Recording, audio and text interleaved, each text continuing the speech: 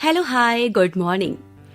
अपनी किसी भी मंजिल से आप सिर्फ तब तक दूर हैं जब तक उसके लिए पहला कदम ना उठाया जाए। ट्यून किया है आपने आपकी वाणी आकाशवाणी। सुबह की चाय की चुस्की के साथ एक बार फिर आ गई हूँ मैं, आपकी रेडियो दोस्त ललिता, लेकर आप सभी का पसंदीदा number 1 morning show good morning Banaras.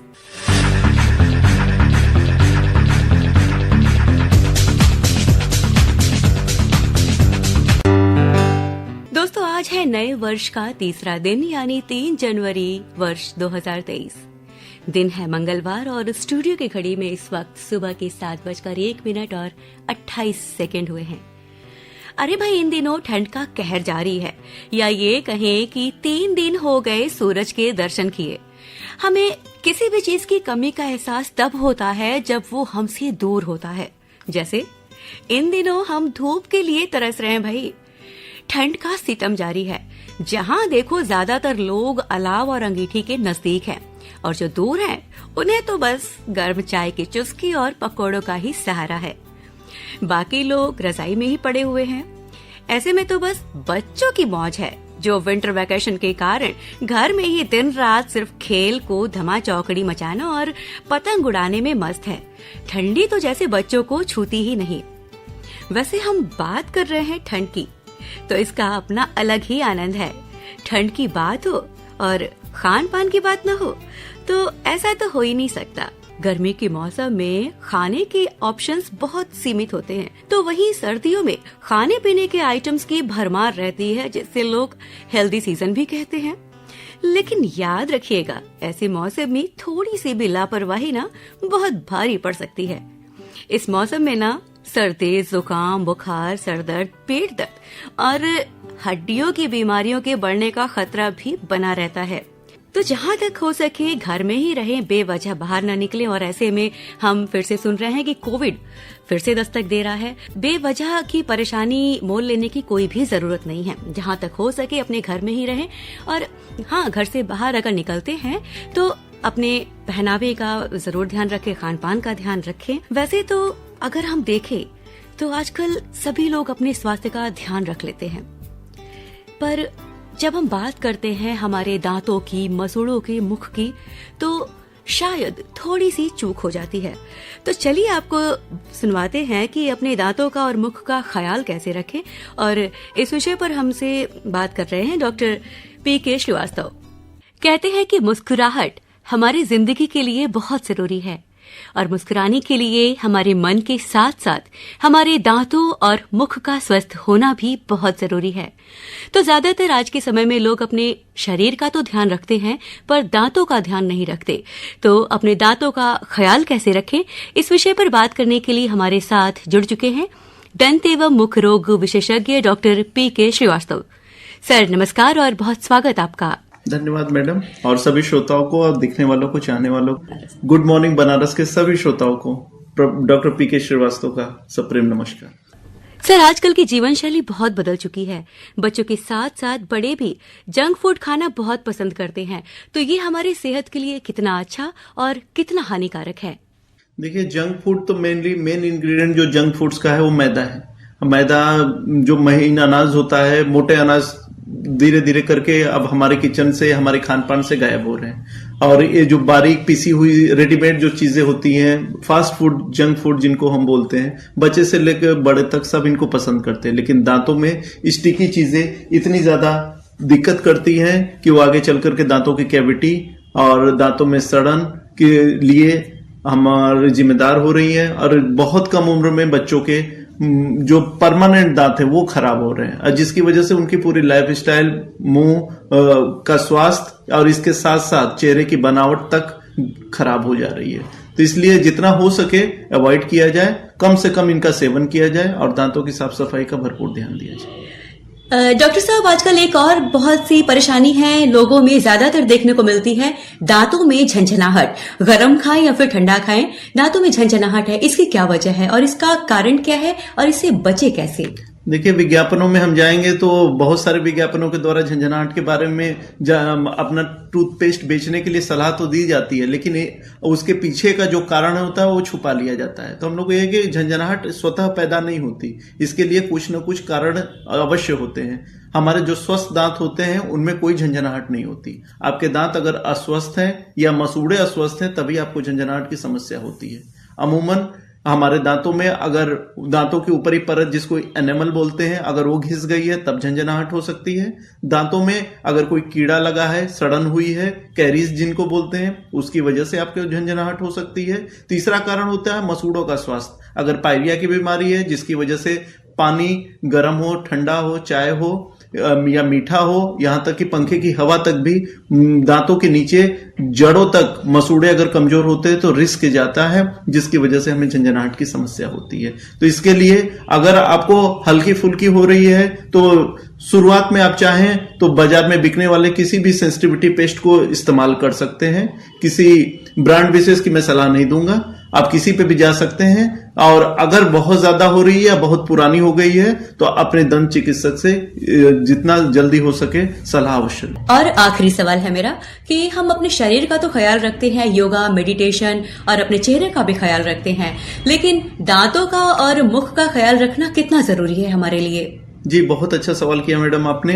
ये इसका बहुत ही ज्यादा जरूरी है। बोलते हैं ना जैसे कि इंसान का व्यक्तित्व ही उसका आईना होता है, तो वही है कि हमारा जो चेहरा होता है वो भी हमारे शरीर का ही एक आईना, एक दर्पण होता है। जैसे आप डॉक्टर को दिखाने जाइए, डॉक्टर बोलता है जीभ दिखाइए अपनी, यानी वो आपके पेट की, बुखार की सारी दिक्कतें आपके जीभ से, आपके मुख को देख करके जान सकता है और तुरंत उसका रिफ्लेक्शन हमारे मुंह के स्वास्थ्य पर जरूर पड़ता है। तो इसीलिए है कि आपको अगर कोई मुख संबंधित कोई भी बीमारी हो रही है, देखिए होता क्या है कि अमूमन लोगों के दांतों में खाना फंस रहा है, दांतों में सड़न है, कई सारे टूटे हुए दांत है, उसमें खाना बराबर रुक रहा है और उसके बाद भी लोग क्या है कि उसको इग्नोर करते जाते हैं। दांतों में बदबू आ रही है, उसको इग्नोर करते हैं। आप खुद सोचिए, आप रोज भोजन कर रहे हैं, दांतों में अगर कुछ फंस रहा है या चिपका हुआ है, 3 दिन 4 दिन पुराना सड़ा हुआ भोजन है वो आपके शरीर के अंदर जाएगा तो कितना आपके अंदर जाकर के आपके पेट को खराब कर सकता है, कितने बैक्टीरिया और इस तरीके के कारकों को जन्म दे सकता है। एक तो वो चीजें हो गई। दूसरा होता है कि मुंह में और मसूड़ों में इन्फेक्शन में जो बैक्टीरिया पाए जाते हैं वो आपकी बड़ी बीमारियों तक के लिए भी जिम्मेदार हो सकते हैं, जिसमें आपकी हार्ट की बीमारियां हो। लेकिन मुख और दंत स्वास्थ्य में क्या हो जाता है कि हमारी लापरवाही हो जाती है। हम अपने से उपचार करते हैं या मेडिकल से दवा लेके खा लेते हैं, बिल्कुल नहीं होना चाहिए। आपका जो भी कारण है, मुख का स्वास्थ्य ऐसा है कि आपको कोई भी परेशानी होगी तो उसके सिम्टम जरूर आएंगे। बड़ी बड़ी बीमारियों के कोई सिम्टम नहीं आते हैं, लेकिन मुख का ऐसी क्या है कि आपको उसके लक्षण जरूर आएंगे, दांतों में आएंगे, मसूड़ों पे आएंगे। अगर शुरुआती स्टेज में पता चल जाए तो कम खर्च में और कम असुविधा में आपका बेहतर से बेहतर इलाज हो सकता है और लंबी उम्र तक दांत और मसूड़े आपके साथ रह सकते हैं। और इसीलिए अगर आपको स्वस्थ रहना है, अपने शरीर के सभी अंगों प्रत्यंगों को स्वस्थ रखना है तो जरूर से अपने दांतों को, मसूड़ों के स्वास्थ्य का भरपूर ध्यान रखें और साथ ही साथ कोशिश करें कि हर 6 महीने से 1 साल में अपने किसी भी जो जिन पे आप भरोसा करते हैं, लेकिन वो होना चाहिए कि दांत के डॉक्टर के पास अवश्य दिखाएं। नीम हकीम खतरे जान, झोला छाप, डिग्री रहे डॉक्टरों से दूर रहें। दांतों के स्वास्थ्य के विषय में आपने हमें इतनी अच्छी जानकारी दी, इसके लिए आपका बहुत बहुत धन्यवाद। नमस्कार। तो दोस्तों, आपने सुना कि अपने दांतों और मुख का ख्याल कैसे रखें और इस विषय पर हमसे बात की डॉक्टर PK श्रीवास्तव ने। तो अपने हंसी और मुस्कुराने की वजह खुद बनिए।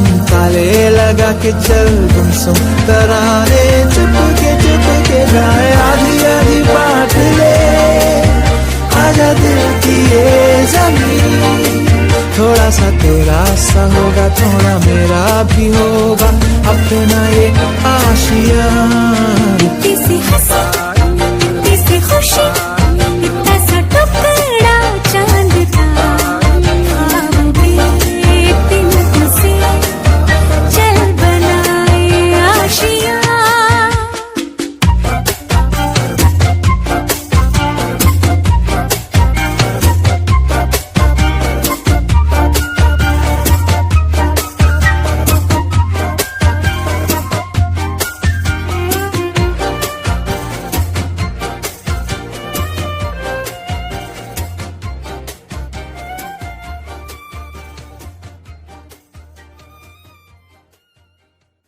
तो अब इस प्यारे से गीत के बाद प्रोग्राम को बढ़ाते हैं आगे और देखते हैं कि देश और दुनिया में आज क्या खास है, यानी कि 3 जनवरी को क्या खास रहा।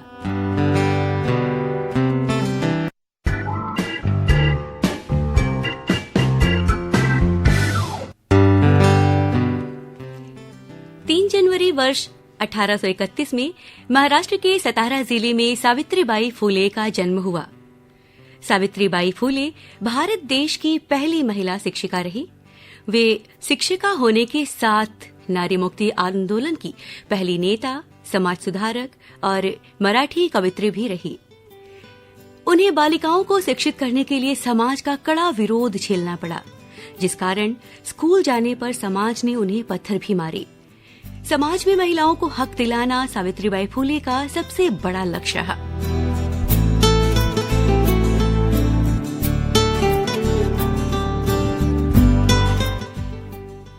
जनवरी वर्ष 1959 में अलास्का अमेरिका का 49वां राज्य बना। आमतौर पर कोई भी राज्य पहले से ही उस राज्य का हिस्सा होता है या फिर उस राज्य को युद्ध में जीतकर या फिर उस पर कब्जा करके उसे देश का हिस्सा बनाया जाता है। लेकिन अलास्का एक ऐसा राज्य है जिसे अमेरिका द्वारा रूस से लगभग 45 करोड़ रुपए में खरीदा गया। वर्तमान में अलास्का संयुक्त राज्य अमेरिका के 50 राज्यों में से सबसे बड़ा राज्य है। इस राज्य का नाम अलास्का रूसी साम्राज्य के समय से ही इस्तेमाल होते आ रहा है, जिसे बाद में अमेरिका ने नहीं बदला। आपको बता दें कि अलास्का का मतलब होता है मुख्य भूमि या फिर महान भूमि। 3 जनवरी वर्ष 2002 में प्रोफेसर सतीश धवन का निधन हुआ। आपको बता दें कि वे एक भारतीय रॉकेट वैज्ञानिक थे, जिनका जन्म भारत के श्रीहरिनगर में हुआ। उन्होंने 1972 में भारतीय अंतरिक्ष अनुसंधान संगठन इसरो के अध्यक्ष के रूप में भारतीय अंतरिक्ष कार्यक्रम के जनक विक्रम साराभाई का स्थान ग्रहण किया। वे बेंगलोर स्थित भारतीय विज्ञान संस्थान IISc के लोकप्रिय प्रोफेसर थे। उन्हें भारत में प्रायोगिक तरल गति के अनुसंधान के जनक और विक्षोभ व परिसीमा परतों के क्षेत्र में प्रख्यात शोधकर्ताओं में से एक माना जाता है। उनकी मृत्यु के बाद आंध्र प्रदेश के श्रीहरिकोटा में स्थित भारतीय उपग्रह प्रमोचन केंद्र का नाम सतीश धवन अंतरिक्ष केंद्र के रूप में पुनः नामकरण किया गया।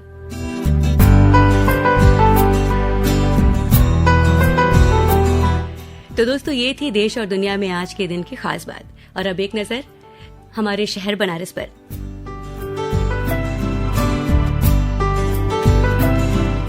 इन दिनों सुबह और रात में घने कोहरे के कारण लोग परेशान हैं, तो वहीं इससे यातायात बहुत प्रभावित है। खासकर रेल सेवा पर इसका ज्यादा असर है। घने कोहरे के चलते कई ट्रेनें 10 से 11 घंटे देरी से चल रही हैं, तो वहीं घने कोहरे का असर विमान सेवा पर भी देखने को मिला। कोहरे की वजह से कम दृश्यता होने से 4 विमानों को निरस्त किया गया। तो भाई, ऐसे में अगर आप भी कहीं यात्रा पर निकल रहे हैं तो कृपया अपने ट्रेन या फिर एरोप्लेन का स्टेटस एक बार जरूर चेक कर ले और फिर घर से निकले अपनी पूरी तैयारी के साथ। बढ़ते अपनी अगली खबर की और आपको बताते हैं, नए साल का पहला दिन कुछ लोगों के लिए बहुत खास इसलिए रहा क्योंकि जब वाराणसी पुलिस ने उनका खोया हुआ फोन उन्हें वापस लौटा दिया। जी हाँ, वाराणसी पुलिस के अथक प्रयास से लगभग 45 लोगों के चेहरे पर मुस्कान आई। कचहरी स्थित पुलिस कार्यालय में मोबाइल पाकर लोगों की खुशी का ठिकाना नहीं रहा और सभी ने पुलिस के इस प्रयास की बहुत सराहना भी की।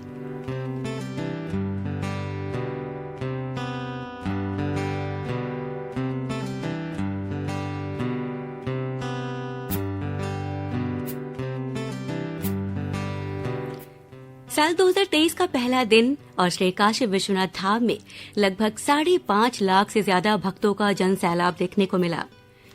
5 लाख वर्ग फीट का मंदिर परिसर लगभग भक्तों से पट गया। गंगा द्वार, दशाश्वमेध घाट और मुख्य मार्ग चौक से लोग गंगाजल और दूध, माला फूल लिए मंदिर गर्भगृह तक पहुंच रहे थे। रात की मंगला आरती के बाद लगभग कुल 5.5 लाख ज्यादा से भक्तों ने बाबा के दर्शन किए और ये डेटा कल बाबा विश्वनाथ धाम के पट खोलने के बाद काउंट किया गया। और अब देखिए ना, देखते देखते मेरे चलने का भी वक्त हो गया है, तो चलते चलते आपसे हमेशा की तरह एक बात जरूर कहूंगी। जिंदगी में कई उतार चढ़ाव आते रहते हैं, इनका सामना करने के लिए इंसान को कभी हार नहीं माननी चाहिए। तो हमेशा चलते रहिए, मुस्कुराते रहिए, क्योंकि जिंदगी चलने का नाम है। वापस मिलूंगी आपसे कुछ ही देर बाद, यानी सुबह 8:45 पर मधुरिमा के साथ। अभी के लिए टाटा, बाय बाय।